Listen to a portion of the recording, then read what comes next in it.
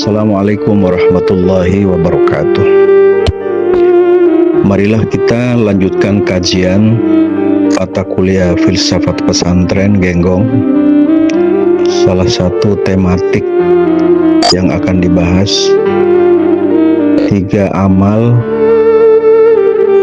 yang tidak akan pernah putus amalnya walaupun manusia itu sudah meninggal dunia.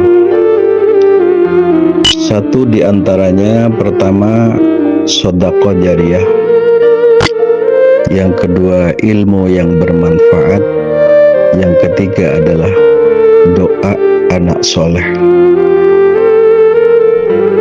Kajian ini tidak terlepas dari proses pembentukan anak yang soleh.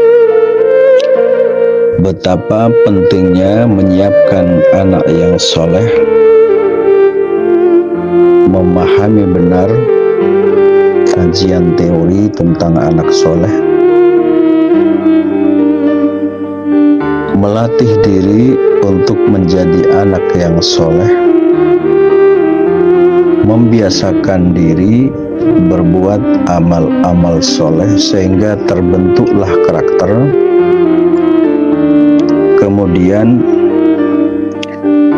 baru menemukan sebuah penghargaan. Penghargaan salah satunya adalah identitas anak soleh dimuliakan oleh Allah Subhanahu wa ta'ala. Sebagaimana sabda Nabi Muhammad sallallahu alaihi wasallam, "Idza mata banu Adama inqata'a amaluhu illa min salasin sadaqatin jariyatin aw ilmin yuntafa'u bihi aw waladin salihin yad'u lahu." Rawahu Muslim. Apabila manusia meninggal dunia, maka amalnya putus, kecuali 3 perkara yang terus berlanjut walaupun manusia sudah meninggal dunia, amalnya terus mendapatkan aliran amal. Kalau bahasa kita sehari-hari, orang sudah meninggal terus mendapatkan paket pahalanya terus berlangsung. Paket pahalanya terus berlangsung. Antara lain adalah sedekah jariyah atau ilmin yuntafa'u bihi, ilmu yang bermanfaat, atau doa anak yang soleh. Idza mata banu Adama inqata'a amaluhu illa min salasin sadaqatin jariyatin aw ilmin yuntafa'u bihi aw waladin salihin yad'u lahu. Mudah-mudahan kita dibuka hatinya oleh Allah, dapat meyakini, meresapi betapa pentingnya ilmu pengetahuan dalam kajian hadis seperti yang saya sampaikan. Maka 3 perkara ini terus, selama amal jariyah yang digunakan itu masih digunakan, masih mendapatkan pahala. Satu di antara sekian banyak yang akan saya sampaikan contoh sedekah jariyah yang terus akan mengalir, memberikan sumbangan pembangunan masjid atau mushola, memberikan sumbangan pembangunan madrasah atau tempat-tempat belajar, memberikan wakaf tanah, atau mungkin juga memberikan wakaf Al-Quran di pondok-pondok pesantren atau di makbaroh, atau juga memberikan wakaf kitab-kitab kuning di pondok pesantren menjadi kajian para santri. Mungkin juga bisa membangun sumber-sumber air sehingga airnya bisa digunakan untuk kemaslahatan umat, membangun tempat-tempat peristirahatan yang sekarang disebut dengan rest area. Mungkin juga menanam 1 juta pohon, ketika berbuah, buahnya untuk kemaslahatan diberikan kepada masyarakat sekitar.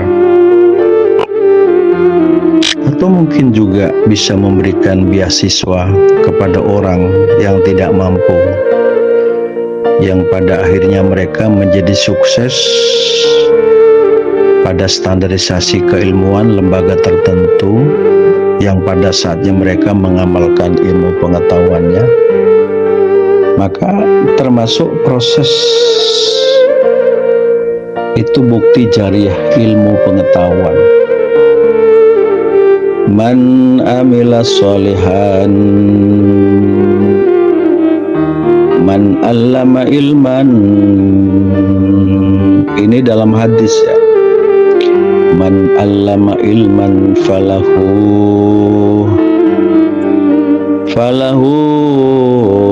ajru man amila bihi la yanqusu min ajril amili.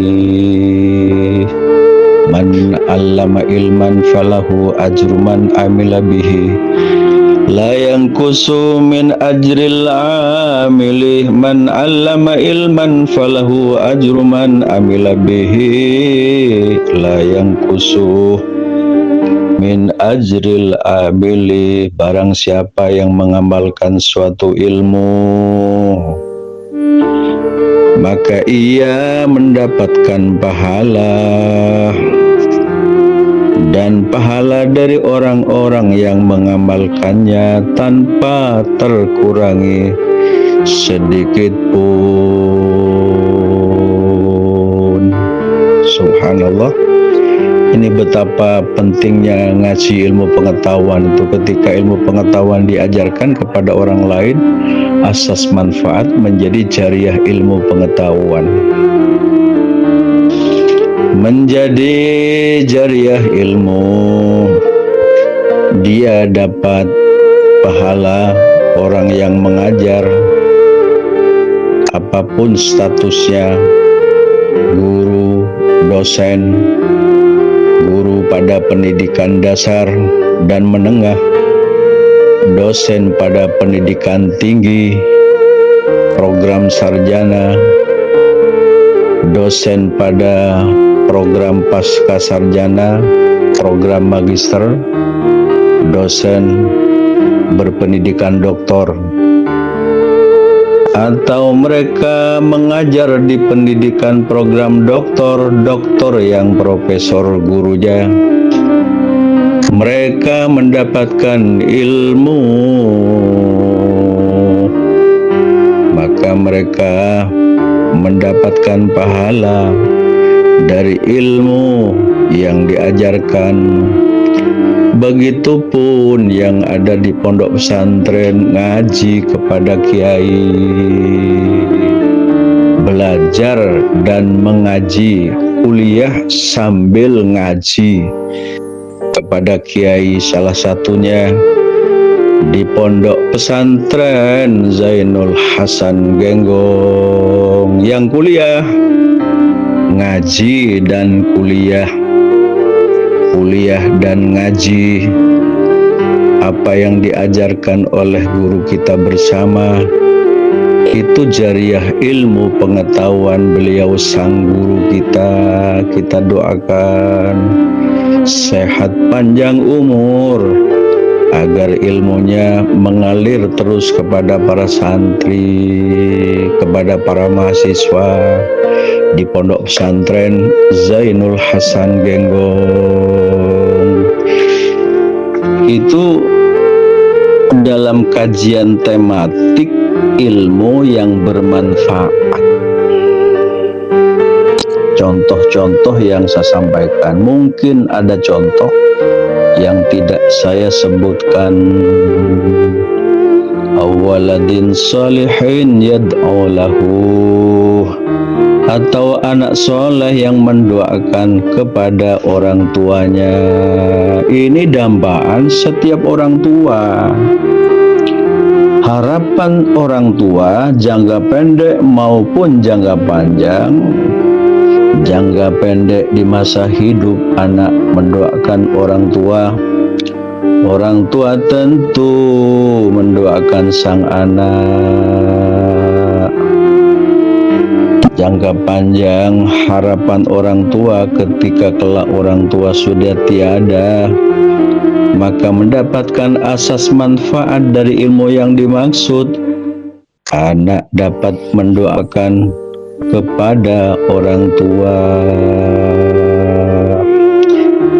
Rabbighfirli wa liwalidayya warhamhuma kama rabbayani shaghira. Rabbighfirli wa liwalidayya warhamhuma kama rabbayani shaghira.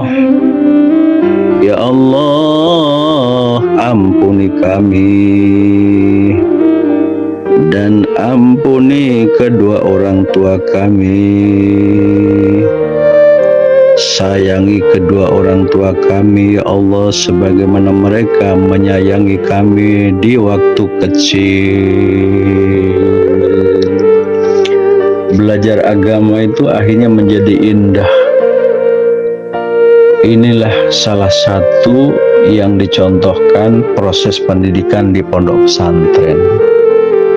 Anak soleh yang mendoakan kepada kedua orang tuanya. Makanya tidak lepas dari pesan-pesan moral pengasuh pesantren dan ketua yayasan pendidikan pesantren Zainul Hasan Genggong. Jadilah santri yang soleh, jadilah anak yang soleh, jadilah sarjana agama Islam yang soleh, jadilah agama, jadilah sarjana hukum yang soleh, jadilah sarjana ekonomi yang soleh, jadilah sarjana manajemen yang soleh, jadilah sarjana perawat yang soleh, jadilah sarjana bidan yang soleh, jadilah sarjana farmasi yang soleh, jadilah sarjana olahraga yang soleh, jadilah sarjana berbasis kitab, kadernisasi ahli hadis, lulusan Ma'had Ali Al-Ma'had Al-Islami Zainul Hasan Genggong. Itu pun sarjana agama yang soleh. Jadilah seniman yang soleh, jadilah budayawan yang soleh, jadilah arsitektur yang soleh, jadilah petani yang soleh, jadilah pedagang yang soleh. Itu pesan moral beliau ya. Sering disampaikan pesan beliau ketika pidato. Saya mencatat itu, akhirnya saya tulis di dalam satu buku, di buku Filsafat Pesantren Genggong. Ini mutiara yang sangat berharga bagi orang tua. Ini mutiara yang paling berharga bagi orang tua, memiliki anak yang soleh, anak yang tawadu, prestasi dan tawadu.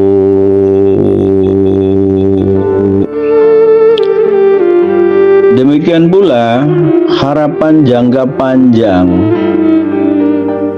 sebagaimana hadis berikutnya, yatba'ul mayyita salasatun ahluhu wa maluhu wa amaluhu fayarji'u isnani wa yabqa wahidun yarji'u ahluhu wa maluhu wa yabqa amaluhu. Manusia kalau sudah meninggal dunia, maka ada 3 yang mengikuti. Ketika manusia sudah meninggal dunia, pasti kendaraannya berupa keranda jenazah. Siapapun yang masuk pada keranda jenazah,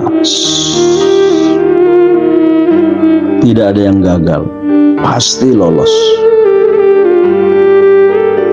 Kalau manusia sudah naik keranda jenazah, pasti terus berlanjut, tidak pernah balik. Maka yang mengiringi, kata Nabi Muhammad SAW, 1 keluarga, 2 hartanya, 3 amalnya. Tapi ada 2 yang balik dan yang tetap hanya 1. Di antara yang 3 itu, yang 2 balik, yang tetap 1. Yarji'u ahluhu wa maluhu, yang balik adalah keluarga dan hartanya. Walaupun sudah mengatakan dan berjanji sehidup semati, keluarga yang mengiringi mayit tidak akan pernah menemani sampai pada liang lahat. Harta yang dimiliki pun tidak akan pernah dibawain semua, tidak akan dibawain. Mayit ketika sudah ada dalam liang lahat, dia terbujur sendiri, dikafani dengan kain kafan, dalam kondisi kubur gelap, pengap dan mencekam. Ditinggilah sendirian.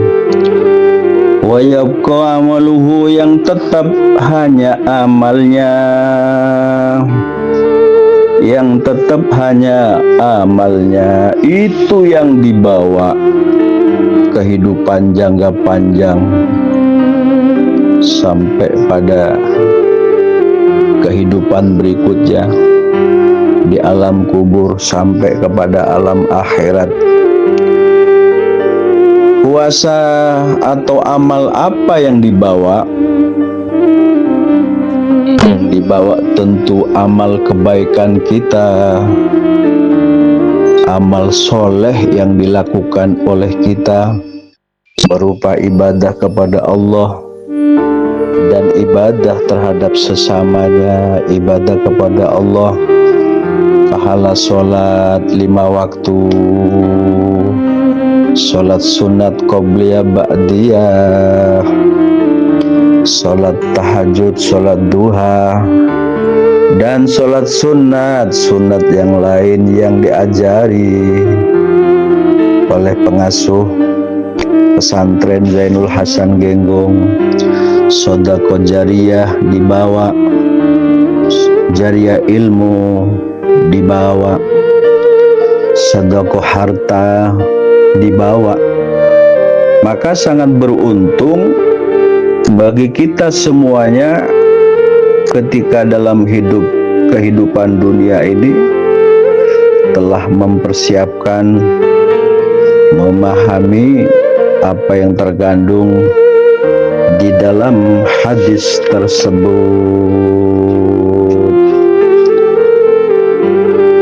Mudah-mudahan kajian dua hadis ini dapat menambah wawasan kepada kita untuk mempersiapkan bekal hari esok menjadi hamba Allah dalam kehidupan dunia, bahagia, dan kelak pun ketika menghadap Allah penuh dengan kenikmatan kubur, penuh dengan kenikmatan Allah memberikan kasih sayang dan ridhonya dengan bekal ibadah dan amal soleh. Semoga manfaat dan barokah.